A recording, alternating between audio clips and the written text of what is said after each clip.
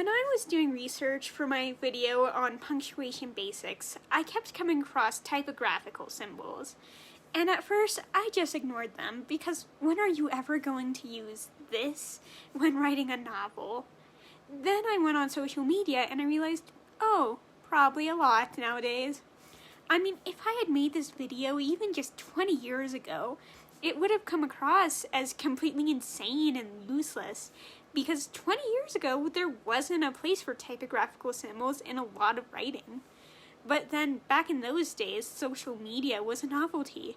The internet barely existed, and texting was brand new. But nowadays that stuff is everywhere, including in my high fantasy story, because I can comprehend a world with dragons and magic, but I can't comprehend one without easy, constant access to communication with anyone I want. And that, in and of itself, is a double-edged sword, because you can write a whole book through social media like I Hate Everyone But You, which is an epistolary novel, which originally meant a novel written only in letters. But obviously that definition has shifted to keep up with the times and what a letter looks like nowadays.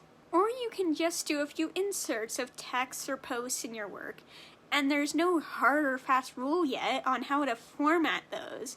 All of these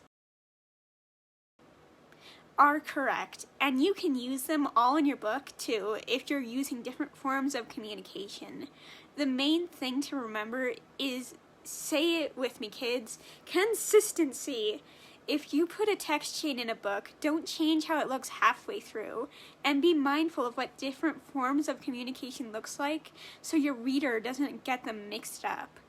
And be mindful of your characters too. In my story, I have some characters who will not use any punctuation while texting. Others I have intentionally misspelled words, and others always use proper grammar and punctuation. And I keep that consistent because it can say a lot about a character and their relationships with other characters if 99% of the time they never use emojis, but they have one specific person who they will send a smiley face to. Now, enough stalling. Let's get into the video and talk about typographical symbols. Let's start with establishing what a typographical symbol even is. They're a symbol used in writing that aren't punctuation marks. So that can include anything from this to this.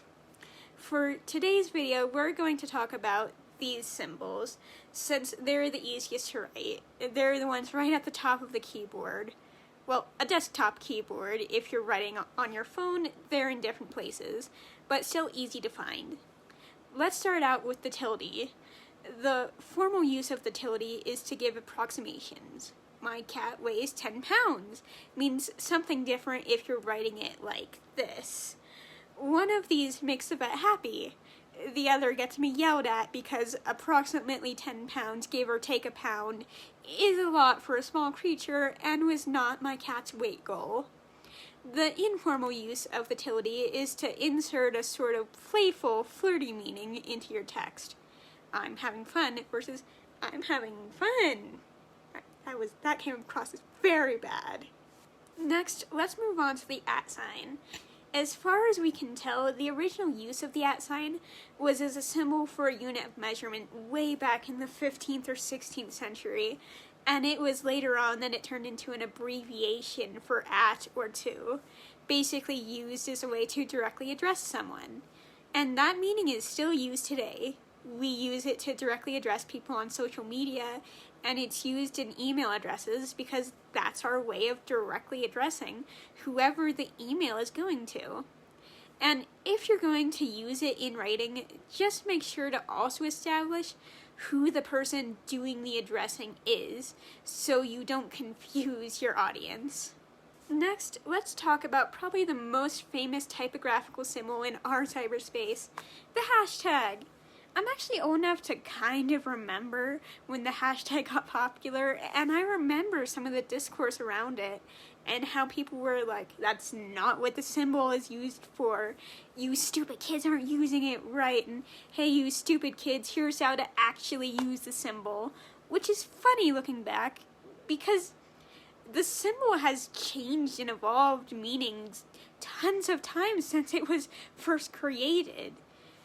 And it was used in a bastardized version by the same people who were saying that the new generation was using a bastardized version of that symbol. And it's also wrong to say there's a right or wrong way to use grammar and punctuation or really do English.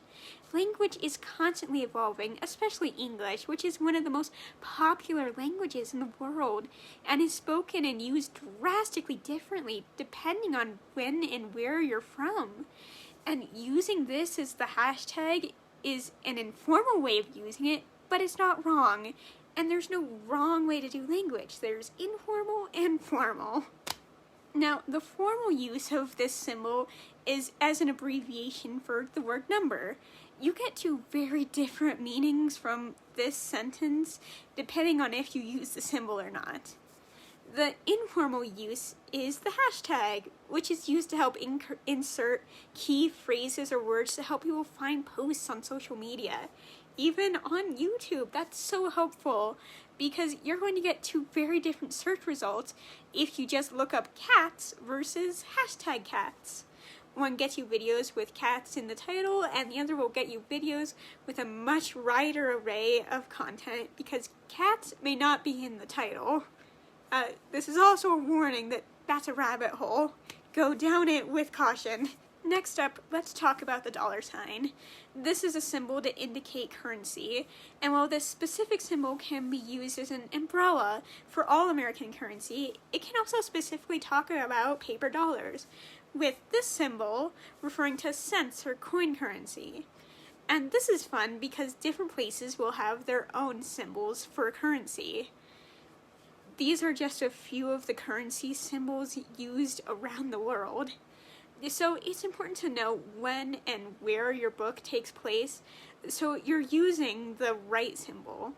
And you can even have fun if you're writing high fantasy like I did, and your story takes place in a world that uses a fictional currency.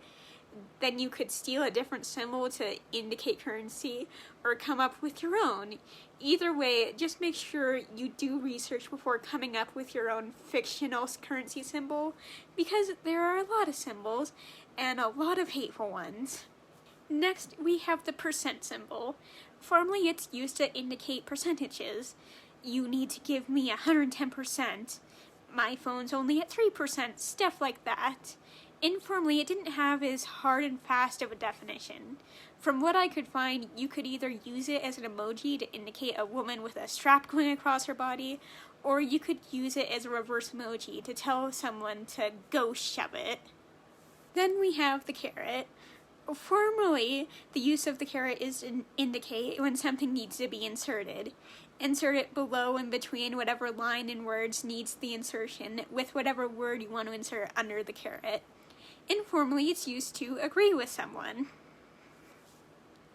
Funnily enough, I couldn't find a reverse caret even if it's only used informally, but I did find other arrows. This is the greater sign and this is the lesser sign. Formally, they're used in math to indicate a number or a solution to a problem has less or greater value than what it's being compared to.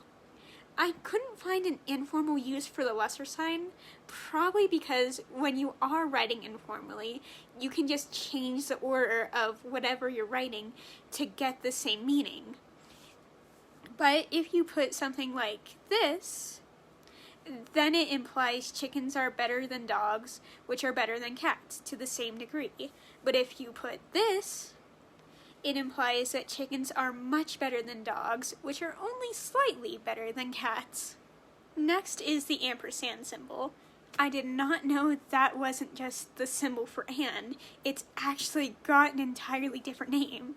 But formally it is used to abbreviate the word and, which is funny because it's one of those abbreviations that takes as much time to physically write as just writing out the word. But it's only one character, where and is 3, so if you're on a character limit, it comes in handy, and it also looks nice, so people who are making writing to be seen are more likely to use it. That includes on social media, and also in things like shows and book titles. Next is the asterisks. Formally, it's used to indicate an omission of something, or to indicate a footnote.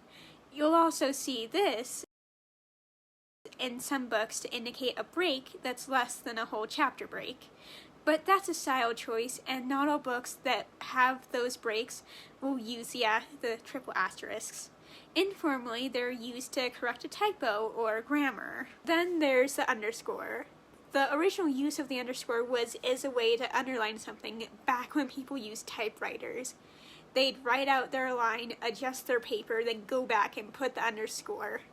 Nowadays, it's used largely in usernames and is space filler when leaving nothing would be out of place.